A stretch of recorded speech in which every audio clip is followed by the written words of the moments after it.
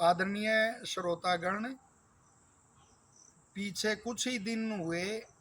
कि मेरे एक बहुत ही योग्य शिष्य शिवम शर्मा,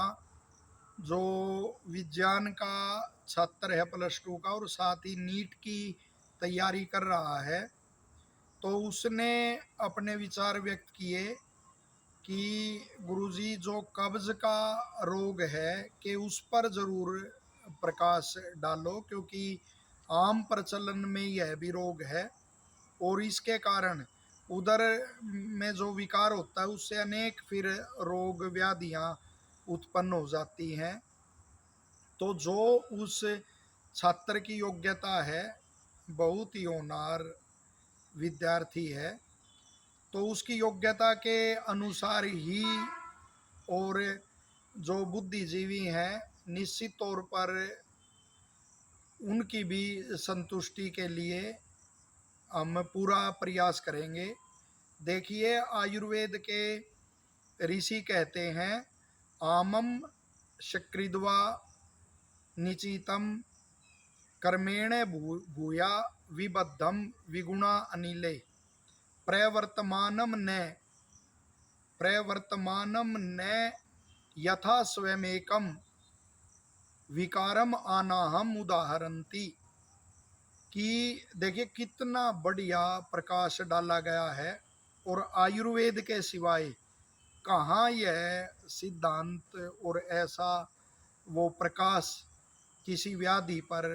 मिल ही नहीं सकता आयुर्वेद के सिवाय, क्योंकि आयुर्वेद निदान पर ध्यान देता है और बिल्कुल अंदर मूल तक किसी भी व्याधि के जाता है, वो इसी से पता लगेगा। तो यहाँ ऋषि कहते हैं कि जो आमाशय में आम है, आम कहते हैं अपक्व अन्न को, जब अन्न पकता है तो उसका रस बनता है, रस से आगे रक्त आदि धातुएं फिर बनती हैं। तो जब अन्न ही कच्चा रह जाता है तो वो पूरा रस में परिवर्तित नहीं होता, तो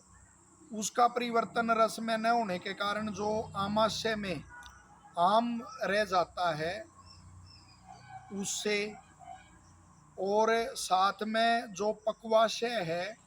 पक्वाशय में जो पुरीश यानी मल का संग्रह रह जाता है, और दोनों ही संग्रह ये विगुण वायु के कारण होते हैं, और वो अपने जो स्वाभाविक रूप से मल आदि मार्ग से वो मल मार्ग से नहीं निकल सकते, तो इसको फिर कब्ज कहा गया है। और इस रोग में ना तो जो वायु है डकार द्वारा मुख से निकल सकती है, और ना अपान वायु जो शब्द करके गुदा मार्ग से निकलती है वो भी नहीं निकलती, और आनाह इसको शास्त्रीय भाषा में कहा गया है और साधारण भाषा में इसको कब्ज कहा गया है। तो वो बड़ा, जब वो आमाशय में रुक जाता है तो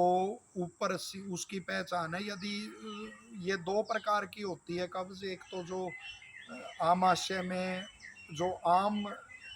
होता है उसके कारण, और दूसरा जो पक्वाशय में पुरीश होता है जमा, वो निकल नहीं पाता स्वयं स्वाभाविक रूप से नहीं निकल पाता, तो उसके कारण होता है। और जो आम के कारण होता है उसकी पहचान लिखी है कि सिर में जलन होगी, प्यास लगेगी, वमन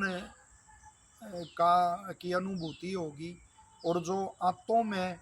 संग्रह हो जाता है उसके कारण जो कटी और कमर है वहाँ खिंचाव और वो दर्द होगा, और जो वमन होगी उसमें पुरीस की तरह से दुर्गंधित वो पदार्थ वो निकलेगा। तो इस तरह ये कब्ज का वो है। और इसके कारण के किस कारण से यह होती है, तो इसका कारण वही लिखा है आयुर्वेद में कि जो हरी सब्जियां नहीं खाता, पत्तेदार सब्जियां नहीं खाता, या प्याज, लहसुन, करेला, मूली और अदरक आदि जो वात को अनुलोम करने वाले वो द्रव्य होते हैं, उनका सेवन नहीं करता। और विश्राम करता है, विश्राम प्रिय होता है, व्यायाम आदि नहीं करता, उसे भी ये हो जाता है। दूसरा, जो चावल आदि या कच्चा केला आदि ऐसे पदार्थों का अति मात्रा में सेवन करता है, उसको भी यह हो जाता है। साथ में यदि आंतों में कोई कमजोरी है तो उसके कारण भी यह रोग उत्पन्न हो जाता है। तो ये इसका वो किया गया है निदान कि इसके कारण हैं। और साथ ही कारण को छोड़ना भी जो चिकित्सा लिखी गई है कि जैसे हरी सब्जियों का प्रयोग करना, पत्तेदार सब्जियों का प्रयोग करना, अपनी अवस्था के अनुसार व्यायाम का प्रयोग करना, और अदरक है, जैसे प्याज है, करेला है, मूली है, परवल है, ऐसे जो वो जय वो हैं सामग्री हैं, इनको अपने उसमें भोजन में सम्मिलित करना, तो उससे फिर यह रोग, इससे हम छुटकारा पा सकते हैं। और उसके रोग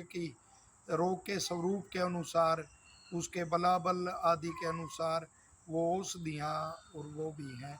आयुर्वेद में। तो ये उसके विषय में, कब्ज के विषय में प्रकाश डाला है। आशा है शिवम शर्मा को